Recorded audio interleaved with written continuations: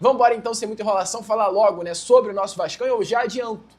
Tô feliz, tô animado, tô alegre, mas não pelo que aconteceu ontem dentro do Maracanã.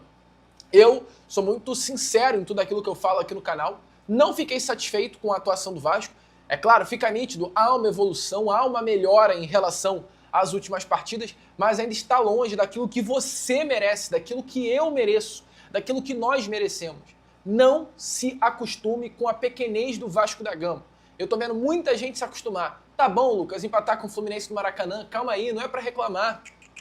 Não, amigo. Vasco da Gama ontem enfrentou um Fluminense fraquíssimo, limitadíssimo, que tendo um time um pouquinho melhor, o Vasco faria uma goleada no Fluminense ontem dentro do Maraca. Goleada. Infelizmente não estamos assim. Mas aquele elenco que entrou em campo, time titular, talvez poderia ter dado um pouco mais, colocado um pouco mais de vontade, colocado um pouco mais de raça. E essa é a minha questão. Ontem no Maraca, para mais de 40 mil torcedores, uma linda festa nas arquibancadas, principalmente e unicamente da torcida vascaína. O Vasco empatou com o Fluminense no placar de 0-0. O Vasco termina a partida com 52% da posse, finalizando 7 vezes, sendo das 7, apenas uma em direção ao gol do Fluminense, e o Fluminense finalizando 12 vezes, sendo apenas 2 em direção ao gol Cruz Maltino. Uma atuação que não foi boa do Vasco, foi uma atuação ok, dentro do limite razoável. O Vasco não sofreu, mas também não levou perigo. Se há alguma coisa, né, a se comemorar, porém, durante o que aconteceu nos 90 minutos da partida de ontem, foi o fato do Vasco da Gama ter terminado mais um jogo sem sofrer gols.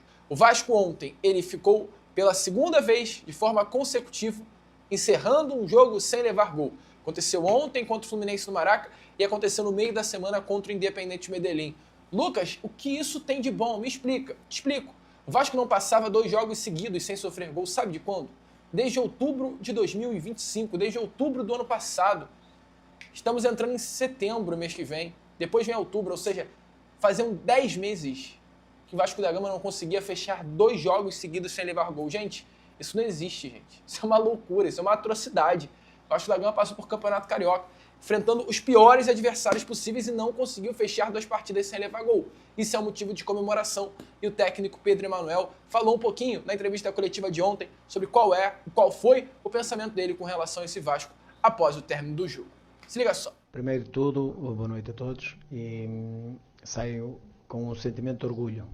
Orgulho porque fomos uma equipa extremamente competitiva, que enfrenta um clássico aqui no Maracanã, a minha estreia desde já, mas que me deixa satisfeito pela prestação e a atitude. Logicamente que queremos mais, podemos fazer mais e vamos fazer mais, mas isto já é um bom indicador daquilo que foi a prestação e a competitividade da equipa e por isso mesmo só não saio satisfeito porque não ganhamos.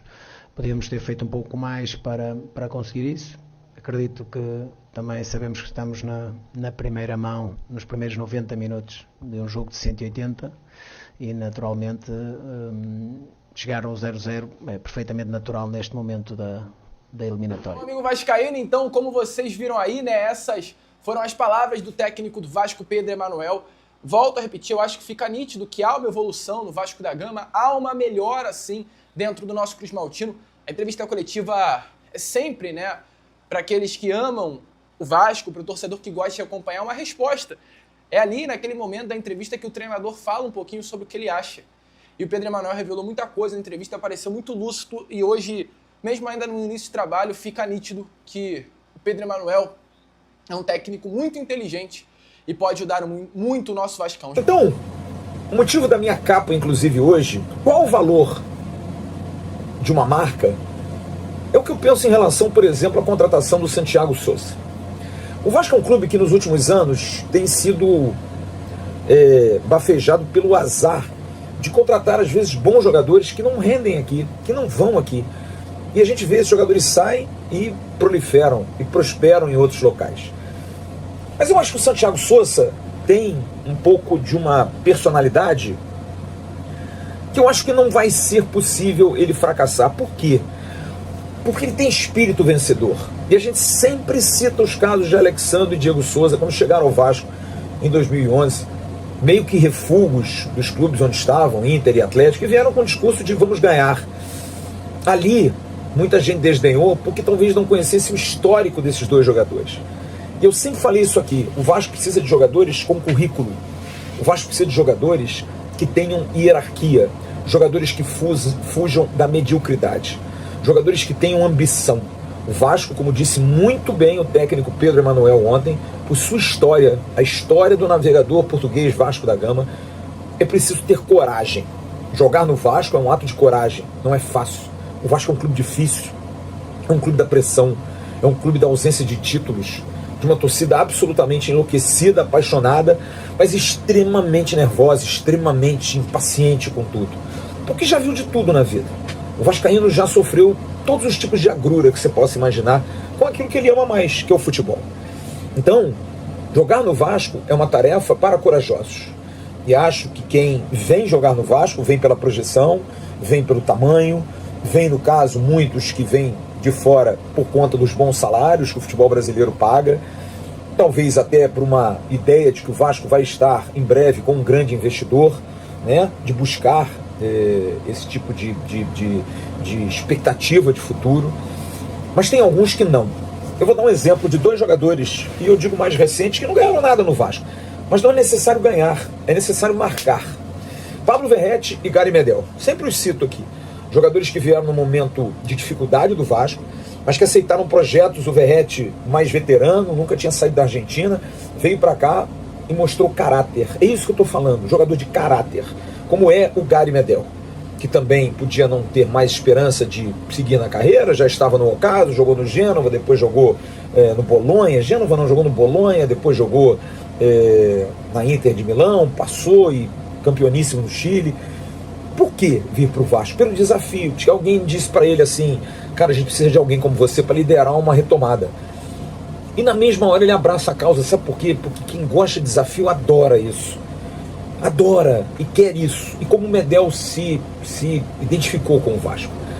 Então eu acho que a contratação de um grande jogador, a contratação de grandes jogadores, precisa voltar a ser comum no Vasco. Da gente pensar em contratar 4 jogadores muito bons. Não precisa contratar 10. Não precisa de uma janela de 6, 7 jogadores. Só se forem de alto nível.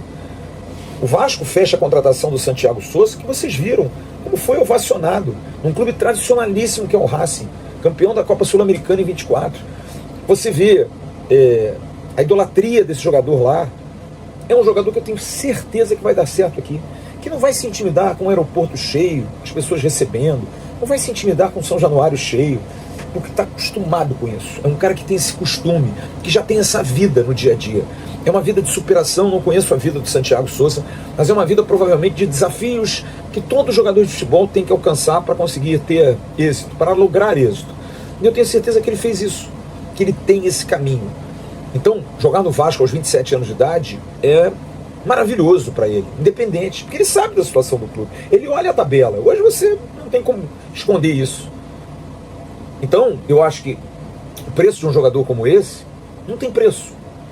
E eu acho que o Vasco não pode parar. O Vasco tem que pensar grande. Aldeossa, eu não o conheço, mas é um jogador que vai jogar na Europa, joga no Betis da Espanha, joga como pré-selecionado da seleção colombiana, joga 2 mundiais de clube por clubes mexicanos, principalmente o Monterrey, o clube que tinha o Aldeossa era meio de campo e o Sérgio Ramos era zagueiro em alto nível. Um jogador que vai dar peso ao meio de campo do Vasco. E aí você junta com o Jair, você tem o Thiago Mendes, que também é um jogador de hierarquia, e você passa a ter no jogo confiança.